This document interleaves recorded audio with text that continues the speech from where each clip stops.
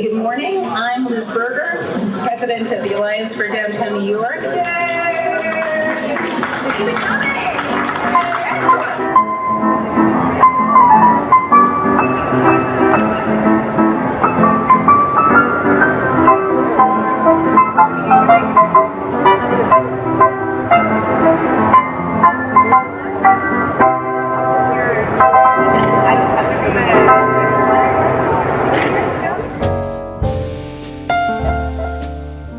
I met Liz on the first day of school of our senior year at Classical High School, and I'm thinking that it was 1977.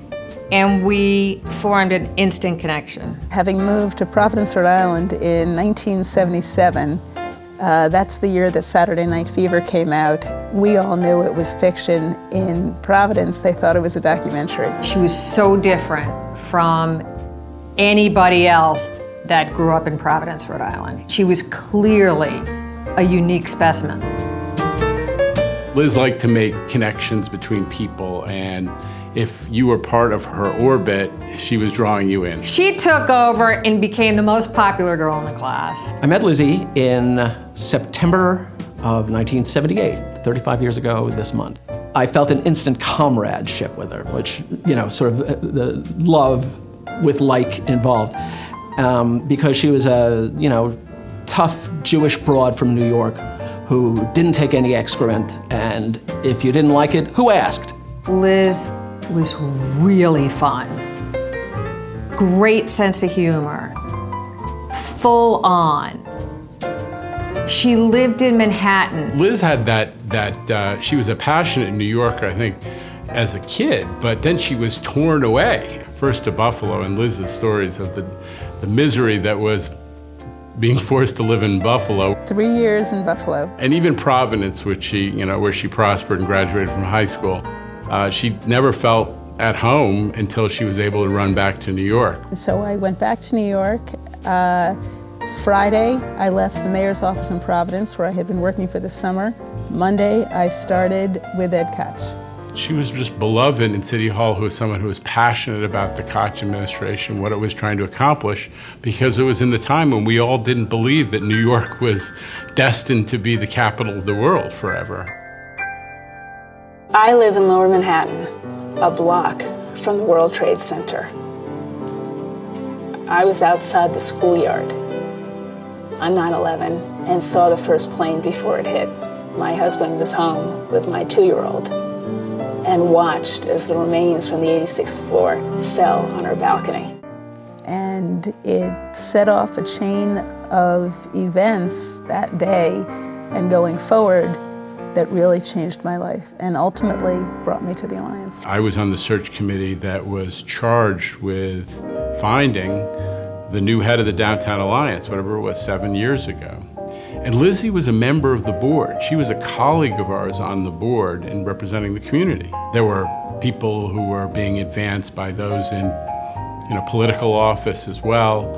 And here was a colleague of ours who we loved, but didn't necessarily have a sponsor, and we didn't want to hurt her feelings. And she walked into the interview and she took the job away from every candidate in the interview, and it was sort of the maximum Lizzie. The bracelets were jangling and her hands are going and she's talking a mile a minute. And I don't remember what she said, but I remember thinking that this is the only person who has the passion for this mission to really, really head it out of the park. Lizzie had a signature gesture, which involved squinting and holding her palm up thus, and usually creating a force field with the words, no, you don't understand. What I remember about the first time I met Liz was knowing we had a new president who knew Lower Manhattan better than any of us could. We have the biggest buildings on the smallest streets. We're really a little village that is internationally recognized. More of the icons of New York are in Lower Manhattan, our downtown, than anywhere else. It's the Statue of Liberty. It's what will become of the Trade Center. It's the Stock Exchange. It's Federal Hall, and it's the harbor. That's New York. Ended up moving to downtown New York because it was always a dream of mine to move to New York. And Lizzie said to me on the phone, "Well, I assume you're going to move to downtown New York. I wouldn't have it any other way, Lizzie." What always struck me about Liz was her photographic memory. She went through numbers that, 0.77% that I had given her 6 months ago. 12 subway lines, 30 bus lines, the path to New Jersey, 6 ferry terminals, a heliport. You can get there from here. She was non-judgmental, intensely loyal, steadfast, smart, so smart, always won the debate. Lizzie made you think. And I remember very much going over to Liz and Freddie's for brunch, and we stood on their balcony, which had a view of the World Trade Center site, sideways, but a view nevertheless. And she said, "Would you please get going, blocking my view. I've got this view of the river. It was not meant to be this way. Would you please get going?" Liz mentored me more than, I'd say more so personally than professionally. And, she really pushed me and is still pushing me to get out, see and experience the world. How does your friendship evolve? Something starts and then continues, and then all of a sudden there you have your best friend. If there was one thing that Liz did equally as driven and with as much passion as she did her job as president of the Downtown Alliance, it was living her life, spending time with her family and friends, and making sure that she was enjoying everything she was doing. I miss her so. I miss her so much.